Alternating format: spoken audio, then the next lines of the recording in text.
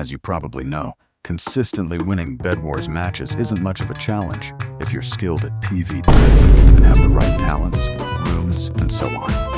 But what happens when you have all that and still aren't seeing results? The truth is, not every talent you activate, tier 4/5 rune you equip, is necessarily good for you, simply because they might not suit your playstyle. I've discussed this before when explaining combos, but giving them specific names makes them easier to categorize and remember. There's my own style, which we'll call aggressive or rush, defined by its use of attack runes. While not every red rune is for attacking, I specifically run armor penetration and the sword rune at max level. That said, there are several other combos I can explain to you, along with some helpful tips.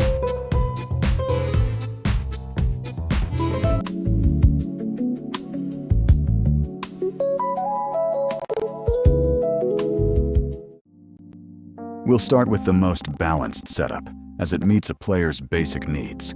It includes 3 lifesteal runes, 3 penetration runes, and 1 sword rune. You might also consider including the Fury rune, an S tier option, though it is primarily recommended for players with low talent scores. In that case, it helps compensate for the inherent weaknesses caused by having low talents. However, it is not recommended if your talent score exceeds 500, as you would be wasting the benefits those higher talents provide.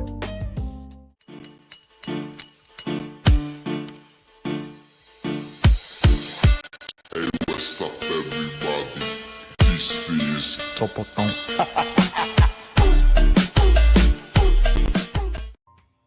Now let's look at the aggressive playstyle, specifically explaining my combo. Don't get me wrong, I'm not being egotistical just because I use it, but it has great synergy with talents, making any PC player look like a hacker.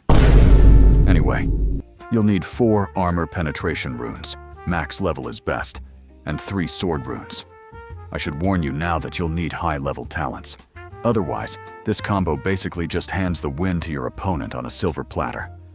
Finally, if you have the blow rune, I highly recommend it because it synergizes well with the build. Basically, armor penetration doesn't increase your raw damage output.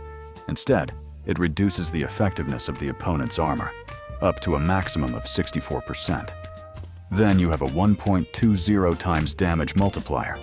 Once you pierce that armor, you can deal brutal damage. It's like hitting an enemy wearing full leather armor. And that's not to mention the help the S rune provides. It simply activates, allowing you to deal devastating damage.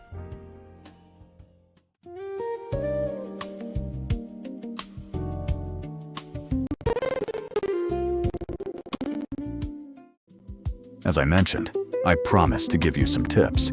And it's not all about attack runes if you can't actually do anything during a match. Let's talk about the best purple rune. I have to be honest, this is the best one because its ability is genuinely useful. The downside is that you have to take 3 shield runes in exchange, but it's worth it for the discount, even if it only knocks 1 diamond off the price in the discount shop.